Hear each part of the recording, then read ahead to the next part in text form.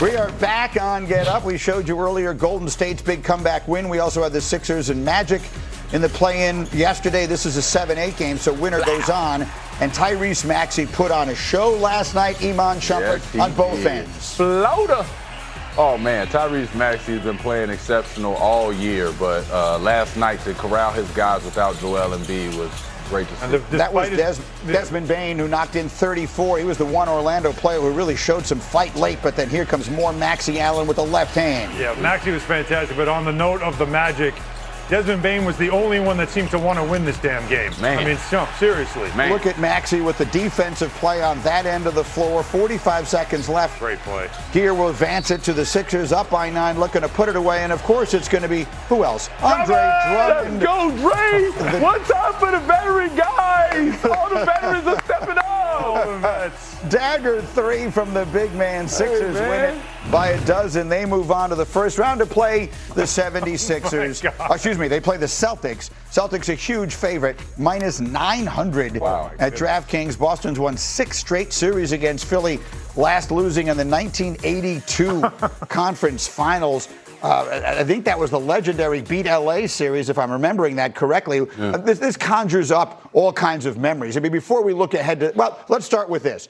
Iman, Paul George, last night, you were fired up to talk about what he did. Maxey was the lead dog last night for the Sixers to get out of the play-in, and now they'll get their shot at Boston, whatever chance we give them. But what did you think of Paul George last night? I thought, for Paul George especially, just a story. We talk about stories all the time. Paul George is one of those guys that was talked about as if he was on the back end, and now he was on the decline. And then he had the injuries coming, and then he was in a spot where he didn't have to be the leader anymore.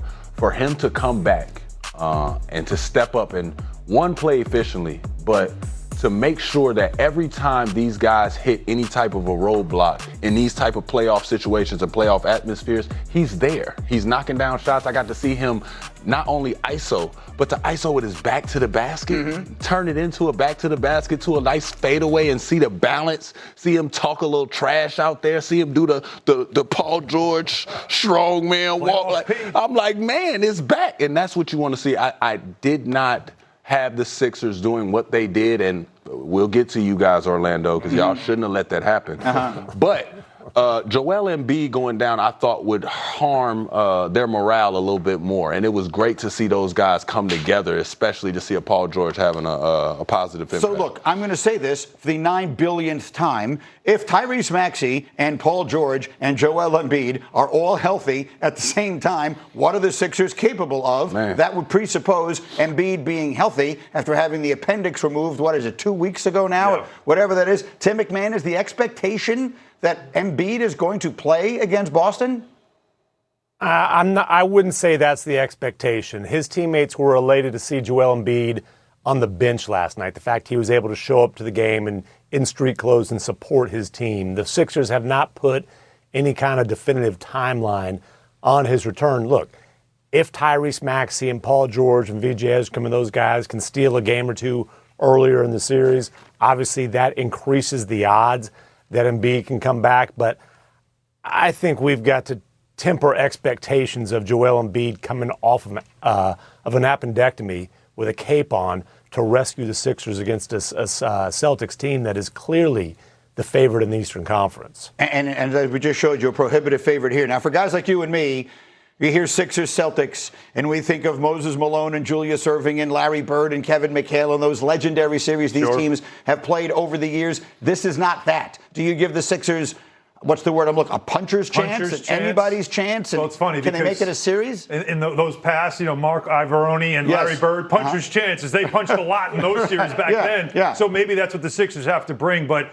without Embiid, I think that hurts because I don't know if the Celtics have anybody that can really work, deal with him. That's what puts them over the top. But without him, I don't think they'd really have a great chance. But it should be an entertaining series, though. Okay, I'm going to give you 1 minute. I'm going to give Shump, 1 minute to unload on Orlando. You were disgusted with what you saw last night. You really wanted to get into this, so go ahead. Tell everybody what it is disappointed you so before I get to the Lakers. Orlando, I just need y'all to have a little bit more care. Again, we work for ESPN. We work with Disney. It's Disney on my name tag. I would like for it to be a magical place. And when you go to Orlando right now, it don't seem so magical.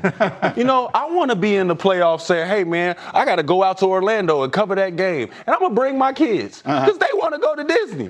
But it's not seeming so magical. And I just want to see the magic happen. I didn't see huddles under the basket. I didn't see anybody showing accountability. I didn't see anybody getting each other's chest and say, hey, man, don't let them go by you no more.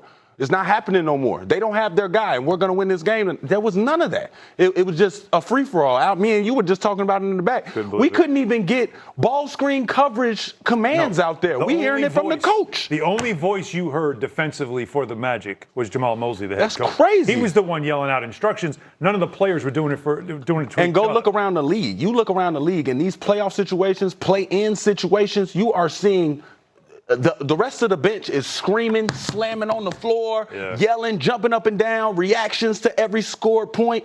Where is it? Where's the camaraderie? Charlotte's got to feel like they've got, right? Like think about, like, with them, this is... Right now, Orlando, y'all are 5 fingers, and you got to be a fist to hit anybody in this league. Okay? Don't stop slapping people. I'm glad we got it in.